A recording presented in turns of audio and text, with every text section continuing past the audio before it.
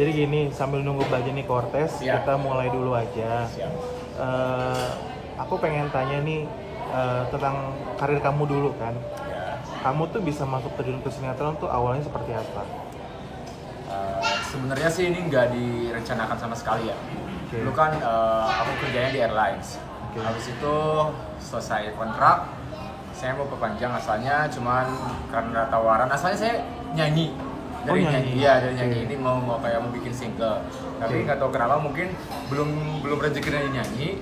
Oke. Akhirnya dulu mantan manajer saya dulu itu ngajak saya casting ke beberapa PH. Oke. Habis itu saya dapatlah FTV Oke. di Indosiar gitu kan. Oke. Nah dari situ malah seringan FTV akhirnya lebih sering acting daripada nyanyinya gitu. Jadi awal mulanya acting itu dari situ. Itu tahun 2017, saya masih ingat banget. 2017 September saya baru mulai syuting pertama kali. Oke. Terus kalau dari keluarga sendiri ngedukung nggak untuk karir kamu? Terus sebenarnya lebih ngedukung sebagai seorang cabin crew atau sebagai seorang aktor? Kalau keluarga mana aja, yang penting si anaknya tuh suka sama kerjaan itu, nggak terpaksa, jadi dia melakukannya dengan sepenuh hati, dengan 100% all out gitu kan. Kebetulan kan emang saya suka ya di dunia entertain ini, tapi belum tahu acting itu seperti apa, saya belum ngerti, saya bener-bener masih kayak nol banget masalah acting itu seperti apa gitu ya. Kalau masalah nyanyi mungkin saya ada pengalaman, tapi untuk acting saya nggak ada pengalaman, jadi saya terus belajar. Pertama kali saya syuting gitu, saya diomelin sama sutradara, dia harus beradaptasi dengan itu, diomelin sama kru segala macem, karena itu membangun mental saya juga. Sampai sekarang pun saya masih belajar gitu kan, karena saya masih bisa dibilang masih baru banget sekitar 3 tahun ya. Terus kemarin masuk Ikatan Cinta pun itu pun suatu rezeki yang luar biasa gitu. Jadi saya sampai sekarang saya masih belajar gitu, untuk memperbaiki kualitas acting saya. Oke. Pernah menyangka nggak sih kalau kamu bisa di posisi masuk ke Ikatan Cinta dan dikenal semua banyak orang sampai seluruh Indonesia tahu kamu gitu? Jujur enggak. Jadi saya tuh terakhir Ikatan Cinta kan MNC ya, MNC Pictures. Terakhir saya casting MNC itu tahun 2019. Saya di MNC itu saya nggak pernah dapat sinetron, nggak pernah sama sekali. Saya terus-terusan casting nggak dapat sama sekali. Finally Mas Iwan itu nge-DM saya di Instagram, bro, gue mau nawarin lo buat menjadi bintang tamu di Ikatan Cinta. Saya pikir itu bohong ya. Wah, seriusan ini gitu kan. Gue minta WA lu ya, kan soalnya banyak yang kayak gitu ya. Oke. Tapi karena saya ngelihat di Instagramnya Mas Iwan ini banyak sekali kayak cuplikan dan saya ngeliat komen-komennya pun bener-bener banyak sekali, ratusan gitu kan. Finally mungkin ini bener gitu kan. Akhirnya saya kasih WhatsApp saya ke Mas Iwan ini, akhirnya kita ngobrol by phone gitu kan. Akhirnya, bro, kita ada project nih buat lu gitu kan. Gue pengen lu masuk jadi bintang tamu beberapa episode di Ikatan Cinta dan mungkin nanti bakal masuk lagi gitu. Saya nanya, saya emang jadi apa, bro gitu kan. Lu jadi kayak namanya Purnomo itu yang mau mengadopsi Reina, anaknya Andin gitu kan. Jadi tapi di sini lu harus siap-siap karena lu bakal ngadopsi anaknya Andin, which is lu bakal dibully se-Indonesia gitu kan. At first aku tuh saya kayak ngerasa sih bakal dibully gitu ya. Ya bener, kayaknya nggak mungkin dibully gitu. Tapi pas pertama kali syuting, pas pertama kali saya bikin story, itu langsung bener-bener nyebar kemana-mana gitu di story saya, di Instagram saya, di TikTok saya itu pada komen. Hati-hati lo ya kalau lu meresahkan, siap-siap bakal lu diterjang sama emak-emak Indonesia. Dan itu banyak sekali komen seperti itu dan seriusan ini yang dibilang Mas Iwan ini ternyata emang bener gitu kan. Jadi karena memang di sini pengen ngerebut anaknya Andin, si Reina ini gitu kan. Akhirnya bener-bener dihujat parah, dihujat mati-matian gitu kan. Sampai didoain, semoga lu gak lama ya di Ikatan Cinta gitu kan. Gue doain lu gak lama, gue doain lu di Ikatan Cinta bakal mati secepatnya gitu. Aduh, sampai oke. Akhirnya saya bilang ke Mas Iwan, bro bener bro kata lu gitu kan. Gue bener-bener dihujat kayak nggak apa-apa, ya namanya juga emak-emak seperti itu atau netizen seperti itulah. Jadi yang penting lo benar-benar kayak yang benar aja di situ actingnya. Dalam acting pun masih banyak juga yang ngeraguin gitu kan, katanya itu ya kaku lah, intinya inilah. Tapi kan netizen boleh berbicara gimana pun. Kalau emang kaku mungkin memang benar, karena di sini jujur saya nervous ya. Ini Ikatan Cinta ini rating nomor 1 di seluruh Indonesia, which is yang Ikatan Cinta ini yang benar-benar kayak sinetron yang selalu bikin history gitu. Sampai kemarin saya pun sekarang freelance ke manajer itu. Manajer itu tuh manajernya Amanda Manopo langsung. Saya kan temenan di Instagram, saya ngelihat ratingnya itu masuk ke angka 14 sekian apa 15 gitu. Dan untuk share-nya itu share TV itu 50,1 dan itu adalah history untuk persinetronan Indonesia gitu. Jadi benar-benar kayak saya dituntut untuk kayak lu harus luar biasa, lu harus bagus. Mungkin karena di situ mungkin ada part yang mungkin agak deg-degan gitu kan, ada deg-degan karena pertama kali main di sinetron seperti ini langsung gitu kan, tanpa ada adaptasi dulu, langsung jelek gitu kan. Jadi saya tuh kayak ada deg-degan, nervous itu ada, jujur banget itu ada, nervous itu ada. Apalagi saya belum terlalu lama berpengalaman di dunia sinetron ini gitu kan. Akhirnya tapi saya mencoba untuk tetap relax, dan kebetulan lawan main saya Cantika ini dia udah lebih berpengalaman dari saya. Dia ngasih tahu, Bim lu gini. Bim, tenang, lu kayak gini aja, lu kayak gini. Oke. Bim, kayak gini. Jadi saya sama si Alia Cantika itu selalu ngomong kita, Al gimana ya, Al gini aja Bim, gini. Oke. Kayak gini aja, oke. Jadi kita benar-benar sama saling kerja sama benar-benar, jadi biar ya udah bikin orang tuh kayak emang benar-benar kayak dia tuh nggak suka sama kita gitu kan. Padahal sebenarnya kita tuh baik, pengen ngeadopsi Serena gitu. Terus kalau untuk impact-nya misalnya kayak di luar nih ketemu sama ibu-ibu pasti dong apa kamu ada dicubitin atau dipukulin atau gimana? Alhamdulillah enggak sih kok, enggak sampai kayak dicubitin. Soalnya kan di situ saya sama Cantika itu perannya enggak antagonis ya. Iya, oke. Di situ kan perannya protagonis, cuman ingin mengambil hak asuh aja. Tapi karena kita enggak memaksa gitu kan, enggak sampai maksa-maksaan, ketemunya meskipun dia diambil sama Aning akhirnya, tapi enggak sama kita enggak tetap maksa, kita ambil gitu. Jadi mereka ya udah fine-fine aja gitu. Jadi hanya cuman sebatas kayak komen-komen di Instagram, di story atau apapun itu yang, dan sampai sekarang alhamdulillah gitu masih chat-chatan aja. Mas Bima kapan masuk lagi jadi Mas Purnomo, Mas Bima kapan, Mas sama Kak Alia kapan, gitu aja. Berarti kalau selama di sana itu kamu nginep di sana kan kebanyakan pemain juga pada nginep semua kan? Nginep di sana. Di sana nginep. Syutingnya kan cepet ya, syutingnya cepet sekali. Karena memang sinetron itu pasti syutingnya cepat gitu kan, beda sama syuting film. Kalau syuting sinetron itu paling 1 take 2 take udah kelar gitu kan. Dan kebetulan memang scene-nya memang nggak begitu banyak, tapi nggak sedikit juga gitu kan. Tapi memang harus kayak one day gitu kan ada situ. Akhirnya kemarin saya seminggu di BKT ya, saya lupa namanya BKT gitu kan. Saya nginep di sana gitu kan, Alia juga di sana gitu kan. Dan kita ya dari kemarin di sana juga ada teman-teman saya waktu main di sinetron kayak Cikawa Ode gitu kan, kayak Judit yang jadi Michi gitu kan. Iya, okay. Itu kan yang pertama kali saya main sinetron itu sama mereka juga gitu. Jadi ya udah saling mengenal, kru-krunya pun beberapa yang sering main dulu sinetron gitu kan. Jadi fine-fine aja, alhamdulillah kru-krunya nice, penontonnya juga nice juga gitu kan, nama-nama Nopo baik-baik gitu kan. Si Arya juga, Arya Soloka juga baik-baik. Terus kalau misalnya untuk kayak di sana itu berarti kamu otomatis kan nginep selama di sana kurang lebih seminggu. Iya. Ya kan seminggu. Terus apa memang ada kayak mungkin overtime-nya misalnya tadi seminggu jadi 10 hari gitu apa? Enggak. Alhamdulillah di Ikatan Cinta ini kayak krunya itu memang kayak terorganisir dengan baik ya. Oke. Dan breaknya pun dia nggak lebih dari 2 jam 12 malam. Oke. Malah sempat saya breaknya tuh lebih sore daripada itu. Dan saya suka banget sama krunya karena Kalau kita tuh ngomongnya tuh syuting sehat gitu. Oh, oke. Iya, namanya tuh syuting sehat. Kalau syuting sehatnya tuh pokoknya kelar sebelum jam 12 gitu kan. Jadi kru-kru itu sangat cepat, gitu. Gesit banget gitu kan, gesit kerjanya gitu. Saudara juga mengarahkan dengan baik gitu kan.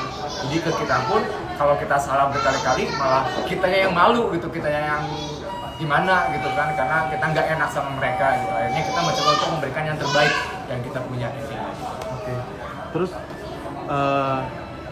ini di luar dari Ikatan Cinta, harapan ke depan kamu itu lebih cenderung pengen untuk lebih dikenal lagi sebagai pemain kah, atau sebagai penyanyi kah, atau sebagai bintang iklan kah? Kalau saya sebenarnya saya lebih pengen bisnis ya. Begitu.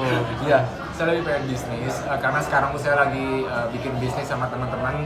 Ada beberapa bisnis yang saya jalankan, semoga ini lancar, amin. Tapi kalau untuk ini kan kita tahu lah ya, kalau untuk perfilman, pokoknya entertain itu nggak akan berlangsung lama gitu, nggak akan selamanya gitu kan. Tapi kalau memang mumpung kita masih ada rezeki di jalan itu, kenapa kita nggak jalanin aja sekalian gitu kan? Jadi dijalanin, bisnis juga dijalanin, jadi sama-sama berjalan dengan baik gitu kan. Kalau ditanya pengennya ya pengen, tapi saya nggak mau terlalu terkenal gitu kan, karena kalau dibilang kalau terlalu terkenal itu bikin orang pusing ya, bikin orang pusing. Saya pengennya biasa-biasa aja gitu. Pusing gimana? Katanya banyak yang, saya juga tahu, saya punya kenalan artis-artis yang udah papan atas gitu ya. Jadi mereka tuh, ya mereka karena pusing gitu, jadi tekanan dari netizen seperti apa gitu, kalau tidak sesuai sama harapan netizen seperti apa gitu, tekanannya seperti apa, saya mengerti gitu. Saya pun dengan di posisi saya sekarang ini yang masih belum dibilang terlalu tinggi ya, saya masih mungkin baru seumur jagung lah gitu kan, baru 3 tahun saya di dunia ini. Saya pun udah merasakan gitu kan, dari hujatan netizen seperti apa, dari nyinyiran netizen seperti apa, dari diomongin netizen seperti apa gitu kan, yang kadang kalau dipikirkan itu memang kadang-kadang suka sakit hati. Dari mulai saya sekarang tuh dari mulai masuk dunia entertain itu saya harus sering ngeblok fake account atau ngeblok kayak head comment gitu kan. Kenapa saya blok? Karena saya nggak mau dipikirkan gitu kan. Mereka boleh berbicara dengan lantang, tapi alangkah baiknya kritik itu dilakukan dengan baik, dengan sopan gitu kan, dan jangan di tempat umum gitu kan. Boleh langsung ke saya lewat DM atau lewat apapun, jangan untuk memancing orang-orang untuk ikutan menghujat juga. Jadi orang-orang tuh mungkin yang nggak tahu itu hoax atau bener, ntar jadi keikutan juga gitu, seperti itu. Emang kamu suka mikirin masalah komen-komen itu netizen? Karena saya suka baca. Oh gitu. Gimana pun komen saya suka baca, karena saya suka balas satu-satu ya komen ya. Okay. Saya nggak mau saya disebut kayak oh sombong gitu kan, baru main ini aja sombong gitu kan, lu baru segitu aja udah sombong gitu. Nah saya nggak mau digituin gitu, makanya saya mencoba untuk kayak baca semua komen, dan saya mencoba untuk kayak balas. Kalau memang itu baik, saya balas gitu kan. Kalau memang itu kayak mendoakan yang baik, saya pun balas gitu. Tapi kalau untuk head comment pasti saya baca gitu, pasti saya baca ya. Yang finally ke hati saya tuh gila gitu kan. Tapi saya nggak mau pikirin, saya langsung hapus, langsung mungkin saya lihat dulu accountnya. Kalau emang fake account saya blok. Tapi kalau memang dia mungkin kayak account kayak kebanyakan kan kayak masih kecil-kecil gitu ya, masih seumuran, pokoknya masih 15 ke 20 segitu lah gitu. Udah saya biarin aja. Kecuali kalau fake account yang bener-bener kayak head comment, saya bener-bener hapus, blok gitu. Oke. Terus aku pengen nanya, pengalaman kamu ini kan pernah jadi cabin crew ya? Iya. Kan kalau cabin crew pasti kan ada nggak enaknya di masa dimana apalagi terbang masa-masa turbulens atau apa. Iya. Nah pengalaman kamu tuh yang paling terburuk lagi terbang tuh seperti apa? Apalagi kemarin terakhir ya, ada Iya. kecelakaan Sriwijaya gitu. Dan juga kan ada salah satu YouTuber teman kita kan yang istilahnya yang mengikut korban juga di situ kan? Iya. Gitu. Jadi alhamdulillah saya jadi cabin crew ini 4 tahun setengah gitu ya, 4 tahun setengah.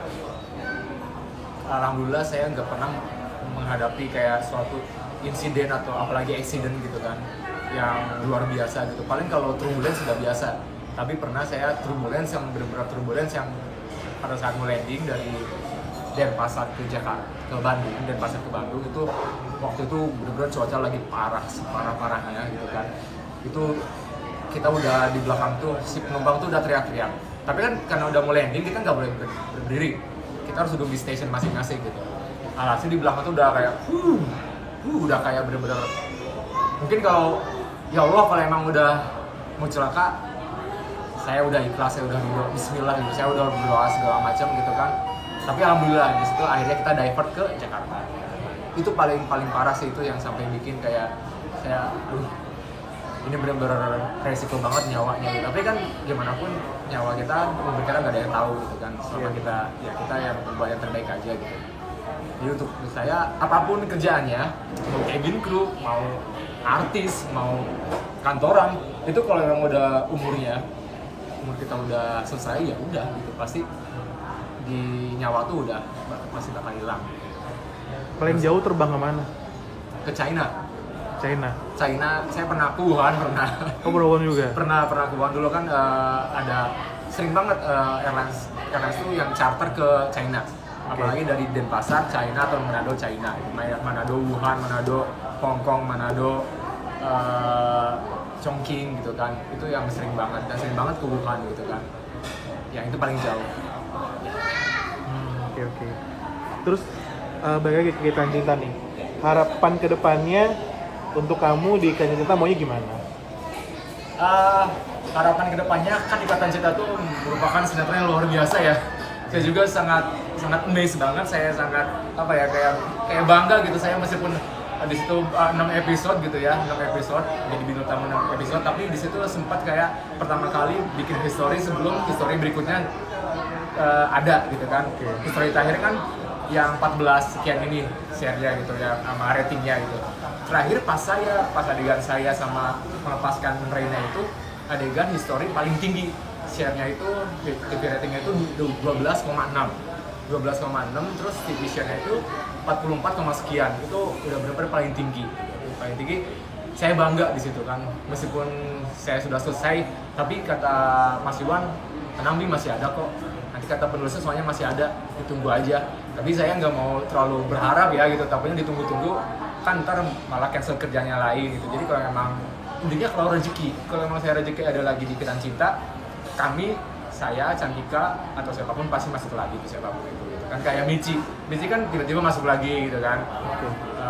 Nah tapi kalau memang mungkin ya rezeki saya sudah di sini aja sampai di Ikatan Cinta, dan masih ada rezeki menunggu lain di depan gitu kan, job-job lain di depan. Jadi saya nggak begitu berharap banyak, tapi kalau memang masuk alhamdulillah, kalau enggak juga nggak apa-apa. Terus ada pesan-pesan nggak buat fans kamu, fans Ikatan Cinta, dari kamu buat mereka, apa pesan-pesannya? Fans jangan, pokoknya kita sebagai netizen, saya pun yang netizen juga sama gitu kan. Kalau melihat film atau melihat apa, saya juga suka komentar, tapi usahakan kalau komentar itu yang baik gitu kan. Kita boleh mengkritik gitu kan. Sangat boleh banget untuk mengkritik, membangun, sangat boleh banget untuk pemain, untuk filmnya, untuk apapun itu gitu kan. Tapi alangkah lebih baik dengan cara lebih baik, dengan cara yang sopan, tanpa ada hate comment, jangan kasar, main dengan cara baik gitu kan. Kalau bisa langsung aja ke DM si artisnya atau ke DM si PH-nya. Gimana pun saya yakin itu pasti dibaca, mereka itu pasti baca. Karena saya tahu, saya pun sampai yang lain pemain Ikatan Cinta, saya pun suka nanya-nanya, lu suka baca nggak sih kalau komen-komen? Ya iyalah, gue suka baca gitu kan, cuman ya udahlah. Kayak ke Glenka gitu kan, Glenka yang jadi Elsa kan, dia juga kan saya temenan sama dia. Lu baca nggak sih komennya? Ya gue baca lah, terus lu gimana gitu kan? Jadiin aja gitu kan, ya berarti acting gue udah sesuai sama karakter gue yang mereka inginkan gitu kan. Makanya gue dihujat seperti ini, mereka pasti baca, saya pun pasti baca komenan apapun, saya baca, DM pun pasti baca. Kalau memang nggak dibalas, mungkin karena memang ketutup atau kita lupa, karena memang banyak sekali gitu DM, apalagi di Ikatan Cinta, harus Ikatan Cinta itu yang sekarang lagi bener-bener naik daun parah gitu kan, pasti banyak banget DM dan komennya gitu kan, tapi pasti dibaca gitu kan. Oleh karena itu, karena dibaca sama kita, oleh karena itu alangkah lebih baiknya komentarlah dengan bijak gitu kan, jangan kayak komen malah yang ada nanti di report. Oh gitu, oke.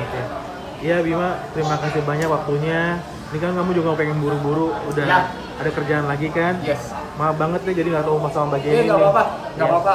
Saya makasih banget. Iya. Ini buat Kak Jenny Cortez, untuk Mas Aca juga. Makasih banget udah ngundang saya jadi wawancara. Iya. Meskipun saya hanya baru main sinetron seumur jagung gitu ya, tiba-tiba ada yang Tapi ngajak. termasuk penting nih perannya kan soalnya. Terima kasih banget. Pokoknya Makanya terima kan kasih. termasuk yang diminta sama beberapa netizen di Jenny Coach bilang, ayo dong Kak Bima.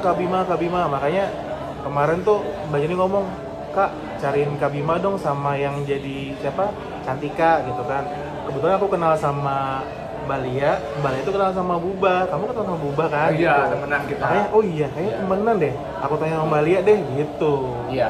Pokoknya saya terima kasih banget buat Kak Jenny Cortez. Mungkin sekarang saya belum ketemu sama Kak Jenny karena kita sama-sama masih ada urusan masing-masing. Tapi saya makasih banget. Buat Masa juga saya makasih banget udah bisa wawancara di sini. Iya. Terima kasih banget. Makasih Bima ya. Sama-sama.